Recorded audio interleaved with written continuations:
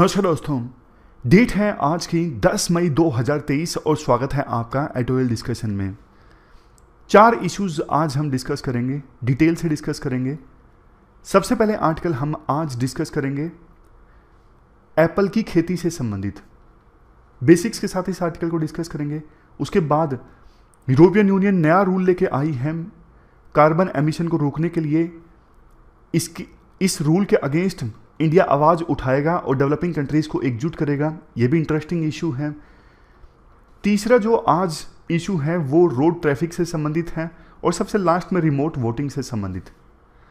Discussion start करें उससे पहले रूसो का एक कोट है, the person who is slowest in making a promise is most faithful in its performance. जो पर्सन सबसे धीरे से, मतलब धीरे धीरे अगर कोई प्रोमिस करता है ना, धीमी गति से, तो ज़्यादा संभावना है वो अपना प्रोमिस पूरा करेगा, बजाय इसके कि जो एकदम से प्रोमिस कर दे बहुत कुछ। मैं आपको एक सिंपल एग्जांपल की सहायता से बताता हूँ, आप समझ जाओगे। देखो, कई बार मैंने भी बहुत लोगों के इंटरव्यूज़ लिए हैं ओनली आईएएस के लिए। तो कई बार ना ऐसे कैंडिडेट्स से सामना होता है जो सब कुछ प्रोमिस करने के लिए तैयार होते हैं कि हम ये भी कर देंगे, वो भी कर देंगे, बिना सोचे समझे वो प्रोमिस कर देते हैं। अब उसके पीछे भी रीज़न होता है, उन्हें जॉब की आवश्यकता है। बट देखो, अक्सर देखा जाता है कि ऐसे लोग बाद में ना प्रोमिसेस को फुलफिल नहीं कर पाते, क्योंकि उन्होंने प्रोमिस किए सिर्फ और सिर्फ जॉब लेने के लिए, बाद में जॉब मिल गई। बट कुछ कैंडिडेट्स ऐसे भी होते हैं इंटरव्यू में जो क्या होते हैं, एकदम से प्रोमिस नहीं करते, जो सीधा बोल देते हैं कि मुझे टाइम दीजिए, मैं सोच के बताऊंगा कि मेरे से ये हो सकता है या नहीं हो सकता। लेकिन वक्त लेके वो बताते हैं कि हाँ ये मैं कर दूंगा, इतना मुझे टाइम लगेगा, इतना मुझे रिसोर्स चाहिए। ऐसे लोग अपने प्रोमिस को फुलफिल करते हैं फिर बाद में। तो जब भी किसी से प्रोमिस करो ना, सोच समझ के प्रोमिस करो, टाइम लेके प्रोमिस करो, लेकिन करो तो उसे फिर पूरा करो। यही ये कोट है। वो पर्सन जो स्लो होते हैं प्रोमिस करने में, टाइम लेते हैं, वो ज़्यादा फेथफुल रहते हैं अपनी परफॉर्मेंस में। अब चलिए डिस्कशन स्टार्ट करते हैं। आज की हमारी डिस्कशन का पहला जो आर्टिकल है ना, वो एप्पल की फार्मिंग से संबंधित है और आप जीएस पेपर 3 के इस टॉपिक से आर्टिकल को रिलेट कर सकते हैं। हमारे देश में देखो, ज़्यादातर जो सेब की खेती होती है ना, 3 राज्यों में होती है, उत्तराखंड, हिमाचल प्रदेश और तीसरा बोलिए जम्मू एंड कश्मीर। ऐसा क्यों? क्योंकि देखो, एप्पल की खेती होती है कूल कंडीशंस में। ठंड चाहिए एप्पल की खेती के लिए, एल्टीट्यूड चाहिए 1500 से लेके 3000 मीटर तक का। इसके अलावा सूटेबल सॉइल कंडीशंस जो कि इन्हीं राज्यों में मिलती हैं। तो ये सारे फैक्टर्स जो फुलफिल होते हैं ना, वो उत्तराखंड, हिमाचल और जम्मू एंड कश्मीर में फुलफिल होते हैं। इसीलिए ज़्यादातर हमारे एप्पल की खेती यहीं से होती है। और एप्पल काफ़ी सारी वैरायटी है एप्पल की, जैसे red delicious, golden delicious, Granny Smith, royal gala. UPSC pre में क्वेश्चन पूछ सकती है, royal gala, Granny Smith, red delicious और गोल्डन डिलीशियस, ये कौन से फ्रूट की वैरायटीज हैं? तो आंसर होगा एप्पल। एप्पल की खेती का जो एरिया है ना, आज़ादी के बाद से काफ़ी इंक्रीज हुआ है। जैसे कि 1950-51 में सिर्फ और सिर्फ 500 हेक्टेयर के लैंड में एप्पल की खेती होती थी।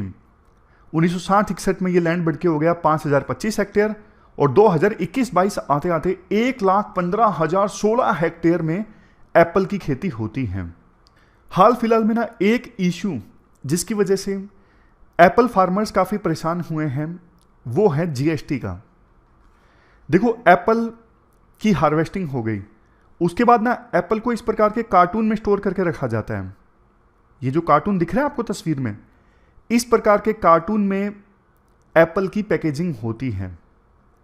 अब ना जीएसटी के रूल्स ये कहते हैं, जो भी पैकेज्ड मटेरियल होंगे ना, पैकिंग वाले मटेरियल होंगे, उन पे जीएसटी लगेगा। For example 12%। तो एप्पल पैक होते थे कार्टून में और उस कार्टून पे 12% जीएसटी लगने लगा। एप्पल फार्मर्स का ये कहना था, हमारा प्रोडक्ट तो इससे कॉम्पिटिटिव नहीं रहेगा, लोग महंगे सेब परचेज नहीं करेंगे। तो एप्पल फार्मर्स की सरकार से मांग थी कि आप एप्पल के कार्टून पे ये जो पैकेजिंग है इस पे आप जीएसटी मत लगाइए। सरकार ने नहीं माना, बाद में कांग्रेस की सरकार आ गई हिमाचल प्रदेश में, उन्होंने 2 फैसले लिए। एक तो एग्रीकल्चर प्रोड्यूस मार्केटिंग कमेटी को इंप्लीमेंट किया ताकि एप्पल फार्मर्स को उनकी फसलों के उचित दाम मिले। दूसरा universal cartoon for Apple packaging. इसका क्या फ़ायदा होता है? इसका फ़ायदा देखो ये होता है कि एप्पल की पैकेजिंग होगी ना, वो एक ही तरह के कार्टून में होगी। हर जगह एक ही तरह के कार्टून में एप्पल को पैक किया जाएगा, हर जगह एक ही तरह का कार्टून यूज होगा, तो इकोनॉमी ऑफ द स्केल होगा। इकोनॉमी ऑफ द स्केल होगा तो सस्ते मिलेंगे, ये जो पैकिंग वाली चीज़ है, कार्टून जो है वो सस्ते अवेलेबल होंगे मार्केट में। यूनिवर्सल अगर कार्टून होगा तो ऐसे कार्टून को डेवलप किया जा सकेगा जिससे एनवायरनमेंट को कम नुकसान पहुंचे। तो ये चीज़ इंप्लीमेंट की हिमाचल प्रदेश की सरकार ने, यूनिवर्सल कार्टून। अब ना एक पॉइंट राइटर देते हैं, एक नई तरह की एप्पल की खेती आज के समय में हिमाचल प्रदेश में इमर्ज होकर आ रही है, रूट स्टॉक वाली। रूट स्टॉक क्या है मैं आपको एग्जाम्पल की सहायता से बताता हूं। घर जब हम बनाते हैं तो पहले नींव भरते हैं नीचे घर के, मतलब गड्ढा खोद के पहले नींव भरते हैं हम, ताकि ऊपर जो बिल्डिंग बने वो मजबूत हो। फाउंडेशन जब तक स्ट्रोंग नहीं होगी तब तक ग्राउंड के ऊपर जो बिल्डिंग बनी है, स्ट्रक्चर बना है, वो मजबूत कैसे हो सकता है। इसलिए नींव पहले भरते हैं जब भी हम घर का निर्माण करते हैं। तो रूट स्टॉक में क्या होता है, कुछ प्लांट्स को पहले उगा लिया जाता है मिट्टी में नीचे, मतलब उनकी रूट्स नीचे चली जाती हैं। अब अलग तरह के पौधे की ग्राफ्टिंग की जाती है। यह कंसेप्ट आप थोड़ा ध्यान से समझिएगा। मान लीजिए मैंने एप्पल का एक पौधा है ए, वो उगा दिया, उसकी रूट्स जमीन के नीचे चली गई। बाद में ऊपर जो प्लांट बड़ा हो रहा है ना, उसको मैंने काट दिया। अब वहां पे मैंने एप्पल का कोई और वैरायटी है, बी वैरायटी, उसकी ग्राफ्टिंग कर दी। मतलब रूट एक प्लांट की, एक वैरायटी की, और रूट के ऊपर जो पौधा है वो अलग वैरायटी का, बी वैरायटी का। समझ गए? फिर से बोलता हूं, रूट ए वैरायटी की और रूट के ऊपर जो पौधा है ग्राउंड के ऊपर वो बी वैरायटी का। अब आप पूछोगे ऐसा करते क्यों हैं? ऐसा देखो इसलिए करते हैं, मान लीजिए अब देखो हमारे देश में कंडीशंस ऐसी हैं कि ए वैरायटी का पौधा उगता है, लेकिन कुछ क्वालिटीज अच्छी हैं बी वैरायटीज में।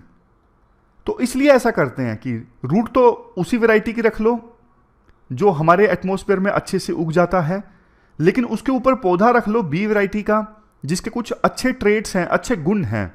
जैसे बी वैरायटी की फॉर एग्जांपल प्रोडक्शन ज़्यादा होती है, बी वैरायटी ड्रोट रेसिस्टेंट है, ज़्यादा पानी नहीं चाहिए, इसलिए ग्राफ्टिंग करते हैं। मतलब दूसरे रूट के ऊपर किसी और वैरायटी का पौधा लगाते हैं। तो यह सिस्टम है। इस प्रकार की खेती काफ़ी होने लगी है हिमाचल प्रदेश में, और वो भी आर्टिफिशियल इंटेलिजेंस की सहायता से। ये देखो इस प्रकार से ग्राफ्टिंग कर दी जाती है। पूरे जो एग्रीकल्चर जिनका ऑप्शनल है वो तो डिटेल से इसे पढ़ते भी होंगे। अब डिफरेंस क्या है कन्वेंशनल मेथड ऑफ प्लांटेशन और ये नया मेथड जो हमने डिस्कस किया, इसमें ना प्रोडक्शन डबल हो जाता है। दूसरे प्रोडक्शन में क्या होता है, जो कन्वेंशनल मेथड है एप्पल की फार्मिंग का, उसमें 10 से 12 साल लग जाते हैं ट्री को मैच्योर होने में। बट ये नई जो वैरायटी है, नया जो तरीका है एप्पल फार्मिंग का, इसमें 3 साल लगते हैं पौधे को मैच्योर होने में। तो प्रोडक्शन डबल हो गया। आर्टिफिशियल इंटेलिजेंस का भी इस्तेमाल किया जाता है, जैसे सोइल में कितना मॉइस्चर है, कितने न्यूट्रिएंट्स चाहिए, IMD पोर्टल को पढ़ना, बारिश होगी नहीं होगी, उसी हिसाब से फार्मर को एडवाइस करना, कितना पानी अभी पौधे को देना चाहिए, कितना नहीं देना चाहिए। ये लेटेस्ट तरह की फार्मिंग है जो धीरे धीरे अब एप्पल फार्मर्स अपना रही हैं, पावर्ड बाय आर्टिफिशियल इंटेलिजेंस। लेकिन देखो ड्रॉबैक ये है इस खेती में ना, चूंकि रूट ज़्यादा नीचे नहीं जाता, रूट थोड़ा शैलो होता है, तो पानी बहुत चाहिए। हर हफ्ते एक प्लांट को ना कम से कम 10 लीटर पानी चाहिए। ये इसका ड्रॉबैक है। अब 3-4 पॉइंट राइटर बोलते हैं। पहली चीज, फ्यूचर देखो इसी प्रकार की खेती का है। वैसे भी चाइना, यूरोप और यूएस के मुकाबले में हमारे देश में पर हेक्टेयर जो यील्ड है बहुत कम है। पर हेक्टेयर जो फसलों की पैदावार है वो बहुत कम है। तो धीरे धीरे इस प्रकार की फार्मिंग और ज़्यादा पॉपुलर होगी।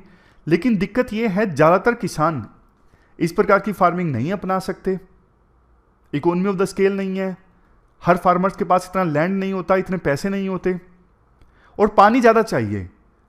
अब धीरे धीरे लोग पानी कैसे लाएंगे? ट्यूबवेल से लाएंगे, ग्राउंड के नीचे समरसीबल लगाएंगे, बोरिंग खोदेंगे।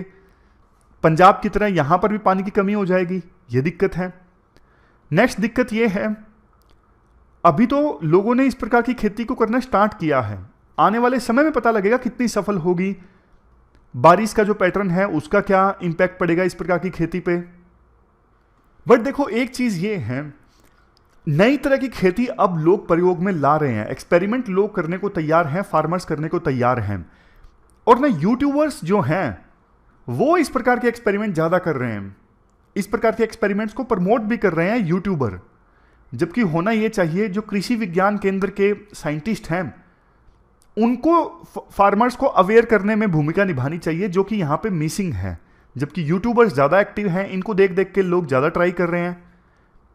ये थोड़ी चीज बदल गई है, ऐसा राइटर बोलते हैं। अब चलते हैं अगले आर्टिकल की तरफ। इसके बाद नेक्स्ट आर्टिकल ग्रीन क्रोसहेयर्स से संबंधित है। आप जीएस पेपर 3 के इस टॉपिक से आर्टिकल को रिलेट कर सकते हो। मैं आपको एग्जाम्पल की सहायता से बताता हूं ये पूरा माजरा है क्या। मान लीजिए 4 दोस्त हैं, ए बी सी डी, चारों आपस में खेल रहे हैं। चारों आपस में डिसाइड करते हैं कि एक एक दिन स्नैक्स एक पर्सन लेके आएगा और उसे चारों खाएंगे। लेकिन डी क्या करता है, डी ना प्लास्टिक के बॉक्स में स्नैक्स लेके आता है। तो ना बाकी दोस्त ये बोलते हैं तुम प्लास्टिक के बॉक्स में क्यों लेके आए हो, इससे तो एनवायरनमेंट को नुकसान पहुंचेगा, तुम प्लास्टिक्स का इस्तेमाल क्यों कर रहे हो। तो ना बदले में ए बी सी तीनों मिलकर डी के ऊपर ना पेनल्टी लगा देते हैं, तुम प्लास्टिक का इस्तेमाल कर रहे हो इसलिए हम तुम्हारे ऊपर ये पेनल्टी लगा रहे हैं। अब समझिए यूरोपियन यूनियन का carbon border adjusted mechanism CBAM।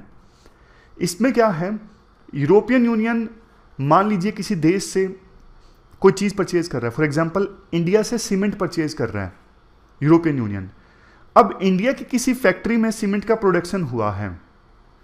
अब सीमेंट के प्रोडक्शन में पेट्रोलियम का इस्तेमाल होता है, फॉसिल फ्यूल का इस्तेमाल होता है, जिससे कार्बन एमिट होता है एटमॉस्फेयर में।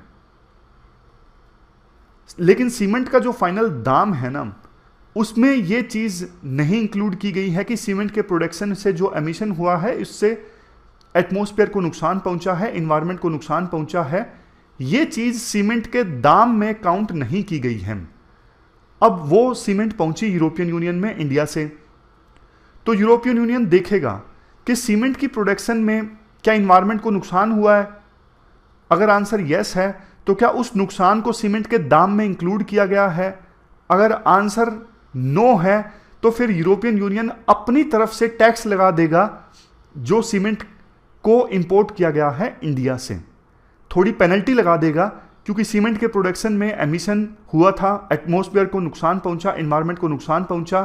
तो इसलिए अब वो सीमेंट यूरोपियन यूनियन में आ रहा है तो उस सीमेंट पे टैक्स लगाया जाएगा यूरोपियन यूनियन के द्वारा, यानी पेनल्टी लगाई जाएगी। तो ये पूरा माजरा है कार्बन बॉर्डर एडजस्टेड मैकेनिज्म कि इंपोर्ट जो किया जाएगा, अगर अगर उस प्रोडक्ट से एमिशन हुआ है और एमिशन को नहीं काउंट किया गया है प्राइस डिसाइड करते वक्त, तो फिर हम टैक्स लगाएंगे। यूरोपियन यूनियन का फायदा यह है, इससे उनको तो रेवेन्यू मिलेगा, उस रेवेन्यू की सहायता से वो ग्रीन इनिशिएटिव्स को फंड कर सकते हैं यूरोपियन यूनियन में। यूरोपियन यूनियन का यह भी कहना है इस रूल के चलते विभिन्न देशों में ना एक जागरूकता आएगी कि ना हम ऐसे मेथड से चीजें प्रोड्यूस करते हैं जिससे एनवायरनमेंट को नुकसान ना पहुंचे। बट देखो इंडिया का यह कहना है तुम तो बड़े चालाक हो यार, तुम खुद तो डेवलप हो गए, अब तुम्हारे पास पैसा है, तुम नई नई टेक्नोलॉजीज को अपना रहे हो जिससे एमिशन कम हो। हम तो भैया अभी डेवलप कर रहे हैं ना, हम पुराने मेथड से चीजें अभी प्रोड्यूस करते हैं। एकदम से तुम हमें यह बोलोगे कि आप ऐसे मेथड से चीजें प्रोड्यूस कीजिए जिससे एमिशन हो ही ना, हमारे लिए बस की बात नहीं है एकदम से ये। समझ गए। और एक कंसेप्ट जो होता है ना, common but differentiated responsibility, common but differentiated responsibility, CBDR। इसका मतलब ये है पास्ट में जो एमिशन हुआ है जिसकी वजह से अभी क्लाइमेट चेंज देखने को मिल रहा है, उसके लिए कौन रिस्पॉन्सिबल है? डेवलप कंट्रीज, क्योंकि इन्होंने खुल के एमिशन किया पहले। अब थोड़ी जागरूकता आ गई तो ये डेवलपिंग कंट्रीज को बोल रहे हैं कि आप एमिशन खत्म कीजिए, बंद कीजिए। भैया अभी तो हमारी बारी आई है डेवलप होने की यार, अभी से तुम बोल रहे हो। तो कंसेप्ट निकल के आता है कॉमन बट डिफरेंशिएटेड रिस्पॉन्सिबिलिटी, कि क्लाइमेट चेंज को एड्रेस करना ये सबकी रिस्पॉन्सिबिलिटी है, बट डिफरेंशिएटेड है। डेवलप कंट्रीज की ज्यादा है, डेवलपिंग कंट्रीज की कम है, क्योंकि ज्यादा गलतियां ही डेवलप कंट्रीज ने की हैं। अब इस रूल से इंडिया को नुकसान क्या होगा? इंडिया को नुकसान देखो ये होगा, हमारा 1/3 जो स्टील, एल्यूमिनियम, आयरन और इनका जो एक्सपोर्ट है ना, वो इन्हीं को होता है, यूरोपियन यूनियन कंट्रीज को। अब ये टैक्स लगा देंगे 19.8% से लेके 52.7%, तो हमारे प्रोडक्ट्स कम कॉम्पिटिटिव हो जाएंगे वहां पे, हमारे मैन्युफैक्चरर्स को नुकसान होगा जो यूरोपियन यूनियन के देशों में ये सब चीजें भेज रहे थे। अब सरकार को करना क्या चाहिए? G20 की प्रेसिडेंसी इंडिया के पास है, सबसे पहले सरकार को आवाज उठानी चाहिए कि आप गरीब देशों के साथ में, डेवलपिंग कंट्रीज के साथ में अन्याय कर रहे हो, आपको ऐसा नहीं करना चाहिए। इंडिया हमेशा से जाना जाता है ग्लोबल साउथ की आवाज उठाने के लिए, तो इंडिया को फिर से ग्लोबल साउथ की आवाज उठानी चाहिए कि भैया ये नया नया चीजें मत लेके आओ, फिलहाल हम डेवलप कर रहे हैं शांति से, एमिशन हम भी कम करना चाहते हैं, लेकिन ये तरीका सही नहीं है आपका। ये चीज इंडिया को करनी चाहिए। अगर जरूरत पड़े तो यूरोपियन यूनियन देशों से जो इंडिया माल इंपोर्ट करता है ना, उस पर भी इंडिया को टैक्स इंक्रीज करना चाहिए। फिर बदले में अगर यूरोपियन यूनियन नहीं मानता है तो फिर इंडिया को जैसे को तैसा, माइट इज राइट, उसकी रणनीति अपनानी चाहिए। मतलब आंख के बदले आंख, वैसी रणनीति इंडिया को अपनानी चाहिए इस मामले में। तो ये पूरा आर्टिकल हमने डिस्कस किया। अब चलते हैं आगे। इसके बाद next article roads, traffic and GDP से संबंधित है। बिजनेस स्टैंडर्ड का ये आर्टिकल है। आप जीएस पेपर 3 के इस टॉपिक से आर्टिकल को रिलेट कर सकते हो। क्या कंटेक्स्ट है? कंटेक्स्ट ऐसा कुछ है नहीं, बस ये है कि देखो, भारत कहता है कि हमारे देश में यहाँ पर बहुत बढ़िया रोड्स बन रहे हैं, बहुत बढ़िया हाईवेज बन रहे हैं, लेकिन फिर भी सिटीज़ में आप देखिए जाम लग जाता है, traffic congestion, slow movement of traffic, ये सब देखने को मिलता है। मतलब जितना ज़्यादा हम डेवलपमेंट करते जा रहे हैं उतना ही ट्रैफिक के मामले में कुछ खास आगे नहीं बढ़ रहे हैं। एक फेमस फ्रेंच कहावत है, more things change more they stay the same. जितनी ज़्यादा चीज़ें बदलती हैं उतनी ज़्यादा वो सेम रहती हैं। यही कहावत जो है वो चरितार्थ साबित हो रही है इंडिया में। ट्रैफिक के मामले में बहुत ज़्यादा नुकसान होता है। देखो, लोगों का बहुकीमती, मतलब बहुत ज़्यादा बहुमूल्य टाइम जो है वो वेस्ट होता है। इतनी सारी इकोनॉमिक एक्टिविटीज़ ठप हो जाती हैं स्लो ट्रैफिक की वजह से, जीडीपी को नुकसान पहुंचता है, इतना तेल खराब हो जाता है। समझ गए? ये सारे नुकसान होते हैं ट्रैफिक कंजेशन की वजह से। अब क्वेश्चन ये उठता है कि सरकार कहाँ पे लैग कर जाती है। देखो, सरकार ना बड़ा सोचती है लेकिन छोटा इग्नोर कर देती है, जिसके वजह से ये सारी दिक्कत आती है। सर, जो टाउन प्लानर्स है ना, जो सिटी प्लान करते हैं, वो सोचते हैं कि ज़्यादा से ज़्यादा जगह दी जाए हाउसिंग के लिए। बट देखो, लोग कारें खरीदेंगे, आप पार्किंग के लिए स्पेस नहीं दोगे तो अल्टीमेटली क्या होगा? लोग रोड के किनारे अपनी कार खड़ी करना स्टार्ट कर देंगे और उससे ट्रैफिक कंजेशन होगा। ट्रैफिक कंजेशन का एकमात्र जो बड़ा रीज़न है वो यही है कि एक तो पार्किंग के लिए स्पेस ना होना, दूसरा ट्रैफिक हैबिट्स। लोग जो जानबूझ के स्पेस है तब भी इधर उधर गाड़ी पार्क कर देते हैं। तो कुल मिला के राइटर ये कहना चाहते हैं, टेंजिबल जो एसेट्स है ना, रोड वगैरह, उसमें तो सरकार इन्वेस्ट करती है, बट जो इनटेंजिबल एसेट है, मतलब स्मूथ ट्रैफिक मूवमेंट्स के लिए क्या होना चाहिए, उसके लिए सरकार ज़्यादा काम नहीं करती। मल्टी लेवल पार्किंग जगह जगह पे सरकार को बनवानी चाहिए, जो कि सरकार नहीं बनवाती। टाउन प्लानिंग के दौरान पार्किंग स्पेस छोड़ना चाहिए, सरकार नहीं छोड़ती। ये गलती कर दी जाती है, इसी वजह से उसका खामियाजा भुगतना पड़ता है। तो आगे से देखो, प्लानिंग इस प्रकार से हो कि ना ट्रैफिक मूवमेंट्स ईजी रहें, इस चीज़ का भी खास तौर पे ध्यान रखा जाए। एक पॉइंट राइटर और बोलते हैं, अभी ना ड्राइविंग लाइसेंस के लिए कोई पर्सन जाता है तो ये चेक किया जाता है कि वो कार चला सकता है कि नहीं चला सकता, जबकि ये भी चेक करना चाहिए कि वो बिना दूसरों को नुकसान पहुंचाए, बिना दूसरों को अफेक्ट किए कार चला सकता है कि नहीं चला सकता, तब जाके लाइसेंस मिलेगा, अदरवाइज नहीं मिलेगा। इंडिया के पास देखो अच्छे हाईवेज हैं, मतलब अगर यूं बोले वर्ल्ड क्लास हाईवे नहीं है, कम से कम अच्छे हाईवेज हैं। हो सकता है कि यूएसए के मुकाबले के हाईवे ना हो, बट अच्छे हाईवेज इंडिया में हैं।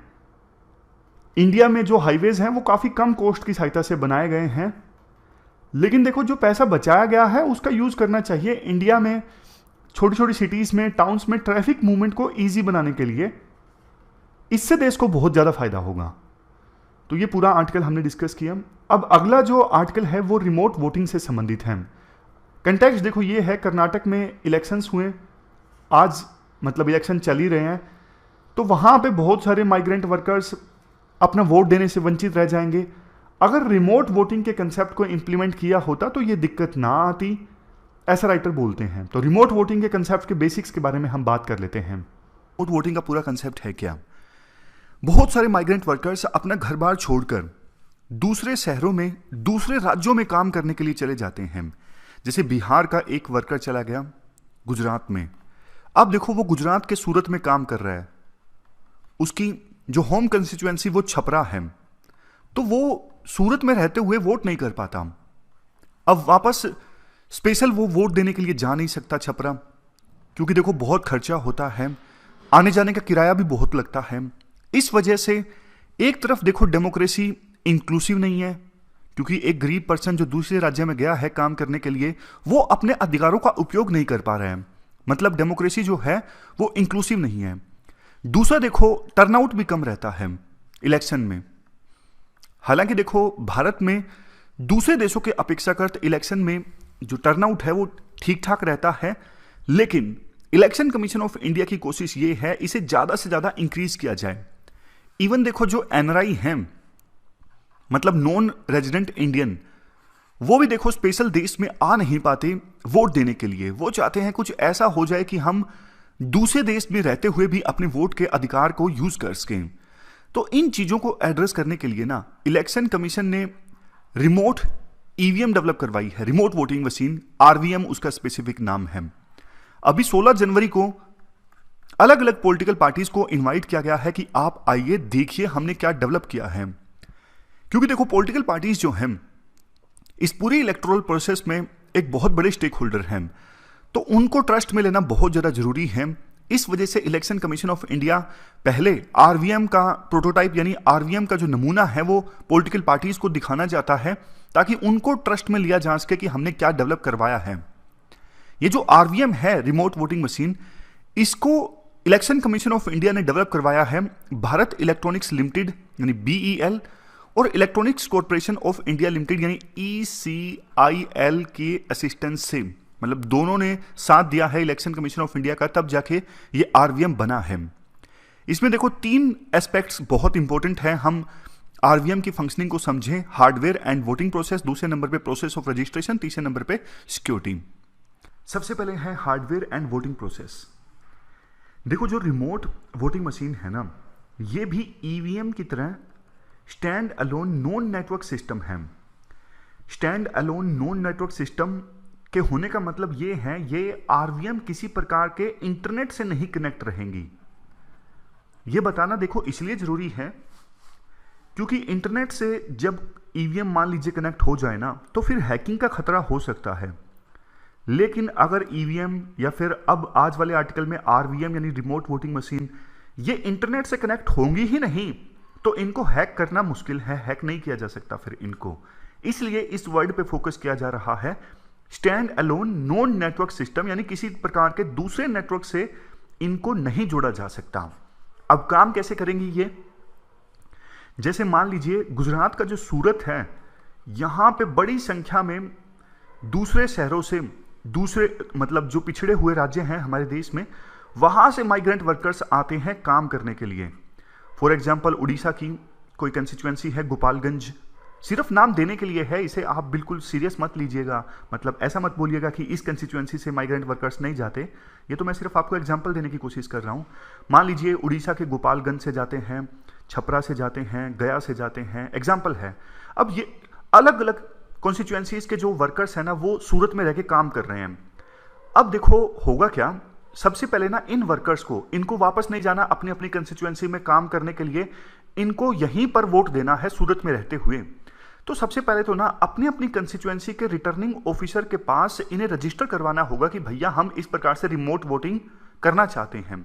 या तो ये रजिस्ट्रेशन ऑनलाइन हो सकता है या फिर ये रजिस्ट्रेशन ऑफलाइन भी हो सकता है। रजिस्ट्रेशन करवाने के बाद इनको ना एक आई कार्ड मिलेगा, आई कार्ड पे एक QR कोड भी होगा। अब इंटरेस्टिंग है, ध्यान से सुनिएगा। इनको रजिस्ट्रेशन करवाने के बाद जो आई कार्ड मिलेगा ना, उसमें एक QR कोड भी होगा।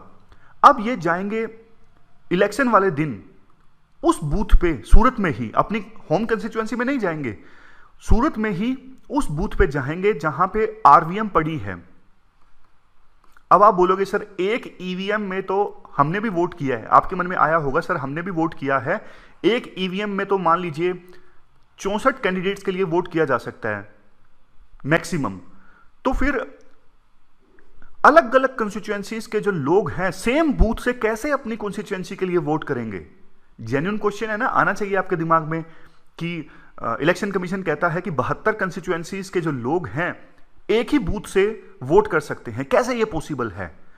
क्या 72 EVM रखी जाएंगी? नहीं नहीं नहीं। होगा क्या, RVM के साथ ना एक डिजिटल डिस्प्ले बोर्ड अटैच होगा, डिजिटल डिस्प्ले बोर्ड। अब देखो वहां पे ना RVM के ऊपर एक जगह होगी QR कोड स्कैन करने की। अब जो लोगों के पास जो रिमोट वोटिंग मशीन की सहायता से अपनी कंस्टिट्यूएंसी में वोट करना चाहते हैं, उनकी ID कार्ड में, जैसे मैंने आपको पहले बताया था, एक QR कोड होगा। तो ना वहां पे वो अपने QR कोड को स्कैन करेंगे RVM के ऊपर। तो ना RVM के ऊपर जो पर्टिकुलर कंस्टिट्यूएंसी के कैंडिडेट्स है ना, उनकी लिस्ट अपीयर हो जाएगी। समझ गए? इस प्रकार से सिस्टम है। ऐसे ही तो 72 कंस्टिट्यूएंसीज के लोग एक साथ एक ही बूथ से अपनी अपनी कंस्टिट्यूएंसी के लिए वोट कर सकेंगे। वो पूरा प्रोसेस ऐसे चलेगा। RVM के साथ एक डिजिटल डिस्प्ले बोर्ड अटैच होगा, RVM पे एक जगह होगी QR कोड को स्कैन करने की। जो वोटर होगा वो अपने वोटर ID पर मौजूद QR कोड को स्कैन करेगा और उसकी कंस्टिट्यूएंसी के जो कैंडिडेट्स हैं ना, उनकी लिस्ट अपीयर हो जाएगी और उसमें से फिर वो चूज कर सकता है कि किसको मुझे वोट देना है अपनी कॉन्स्टिट्यूएंसी के लिए। ऐसे ये पूरा कंसेप्ट चलेगा। समझ गए? अब ये दूसरे नंबर पे आता है प्रोसेस ऑफ रजिस्ट्रेशन, जो मैंने आपको बता दिया कि प्री रजिस्टर वोटर को करवाना होगा ऑनलाइन या फिर ऑफलाइन। स्पेशल पोलिंग स्टेशंस होंगे जो दूसरे राज्यों में सेटअप किए जाएंगे, जहां पे जाके ये वोटर्स अपनी कंस्टिट्यूएंसी के लिए वोट कर सकते हैं।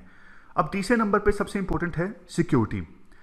सिक्योरिटी देखो, सिक्योरिटी में ये कहा जाता है इंटरनेट से नहीं कनेक्ट होंगी ये मशीन किसी प्रकार की, और जो रिटर्निंग ऑफिसर है जो रिमोट लोकेशन पे मौजूद है, वो अपने लैपटॉप की सहायता से सिंबल्स को अपलोड करेगा, जिसे देखो वेरीफाई भी किया जा सकता है अलग अलग पॉलिटिकल पार्टीज के रिप्रेजेंटेटिव के द्वारा। और यही जो सिंबल हैं वो देखो रिमोट वोटिंग मशीन की डिस्प्ले यूनिट पर विजिबल होंगे। तो इस प्रकार से, क्योंकि ये पूरी RVM जो है इंटरनेट से कनेक्ट नहीं होंगी, मैक्सिमम सिक्योरिटी इंश्योर की जा सकती है। अब बात आती है सिग्निफिकेंस क्या है रिमोट वोटिंग की। देखो सबसे पहली चीज, 2020 में ना हमारे देश में 600 मिलियन इंटरनल माइग्रेंट्स थे और 85% जो माइग्रेशन होता है विद इन स्टेट्स होता है। जैसे बिहार के अंदर ही कोई वर्कर एक डिस्ट्रिक्ट से दूसरे डिस्ट्रिक्ट में चला जाता है काम करने के लिए, और माइग्रेशन जब हो जाता है ना, वो अपनी होम कंस्टिट्यूएंसी में वोट नहीं कर पाता पर्सन, आपको पता है। और जो रीजंस मैंने शुरुआत में बताए, आपको याद होगा, डेमोक्रेसी इंक्लूसिव नहीं रहती, टर्नआउट कम हो जाता है। टर्नआउट देखो पहले की अपेक्षाकृत हमारे देश में काफ़ी इंप्रूव हुआ है। जब सबसे पहली बार वोटिंग हुई थी ना 51-52 में, तब तो कितना मुश्किल था इलेक्शन करवाना, फर्स्ट इलेक्शन, क्योंकि अंग्रेजों ने तो कभी इलेक्शन करवाए नहीं सीरियसली। तो पहले इलेक्शन में टर्नआउट था 45.7%। 1960-70 में टर्नआउट हुआ 50 से 60% के बीच में, और 2014 और 19 के इलेक्शन में टर्नआउट पहुंचा 66.44% और 67.40%। लेकिन अभी भी सोच के देखिए यार, 33% जो लोग हैं अभी भी अपने वोट का इस्तेमाल नहीं कर पाते। तो इस आंकड़े को कम करना बहुत ज़्यादा जरूरी है। अब नेक्स्ट पॉइंट ये आता है, इंक्लूजन आएगा, इससे गरीब भी वोट कर सकेंगे, जिनको मजबूरी में दूसरे राज्यों में या फिर अपने डिस्ट्रिक्ट को छोड़ के दूसरे डिस्ट्रिक्ट में जाना पड़ता है, उनको वोट देने का अधिकार मिलेगा, डेमोक्रेसी और इंक्लूसिव होगी। इसके बाद आर्टिकल में कहा जाता है, देखो रिमोट वोटिंग के कंसेप्ट में ना चैलेंजेस भी काफ़ी जुड़े हुए हैं। सबसे पहले तो आपको कुछ एक्ट्स में अमेंडमेंट करनी होगी, जैसे कि representation of the people act 1950 और 1951, कंडक्ट ऑफ इलेक्शन रूल्स 1961 और रजिस्ट्रेशन ऑफ इलेक्टरल्स रूल्स 1960। इन सब एक्ट्स में और रूल्स में आपको बदलाव करना होगा। माइग्रेंट वोटर को डिफाइन करना होगा, कितने समय तक कोई पर्सन दूसरी जगह पर रहा तो उसे माइग्रेंट माना जाएगा, समझ रहे हो। और देखो ये पर्पस जो है रिमोट वोटिंग का, इसको भी डिफाइन करना होगा, like whether remoteness means outside the constituency, district और स्टेट। मतलब क्या कोई एक पर्सन दूसरे राज्य में जाता है सिर्फ उसे रिमोटनेस माना जाएगा, या फिर अपनी कंस्टिट्यूएंसी को छोड़ के मान लीजिए साथ वाली कंस्टिट्यूएंसी में जाके रहने लगता है जो सिर्फ 20 किलोमीटर दूर है, क्या उसे भी रिमोटनेस माना जाएगा। इस पर भी एक सीरियस क्वेश्चन खड़ा होता है। नेक्स्ट, एडमिनिस्ट्रेटिव चैलेंज बहुत सारे हैं, जैसे देखो माइग्रेंट वर्कर्स का कॉम्प्रिहेंसिवली डेटाबेस चाहिए इसे इंप्लीमेंट करने के लिए। रिमोट लोकेशंस पे सीक्रेसी इंश्योर करना जरूरी है।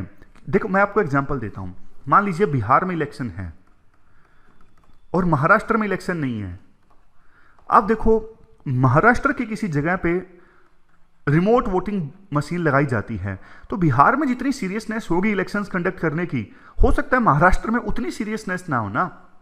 वहां पे मॉडल कोड ऑफ कंडक्ट को इंप्लीमेंट करना बहुत जरूरी है, उतनी सीरियसनेस नहीं होगी मॉडल कोड ऑफ कंडक्ट को लेके। और इसके अलावा वहां पे हो सकता है उतनी सीक्रेसी ना मेंटेन की जाए जितना कि गृह राज्य बिहार में मेंटेन की जाए इलेक्शन के दौरान। तो ये सब भी चीजें चैलेंजेस हैं। इसके अलावा जगह डिसाइड करना, रिमोट पोलिंग बूथ कहाँ पे लगेंगे, और पोलिंग पर्सनल को अपॉइंट करना। जैसे बिहार का इलेक्शन है, गुजरात में वोटिंग मशीन लगानी है, तो बिहार से गुजरात में जाएंगे लोग पर्सनल वहाँ पे रिमोट वोटिंग मशीन इस्टेब्लिश करने के लिए, ये भी दिखते हैं। अवेयरनेस मेंटेन करना भी जरूरी है। अब ये कंसेप्ट इंप्लीमेंट कर भी दिया तो माइग्रेंट वर्कर्स क्या इसका लाभ उठाएंगे, क्या उनको पता लग पाएगा ऐसा कोई कंसेप्ट आया है।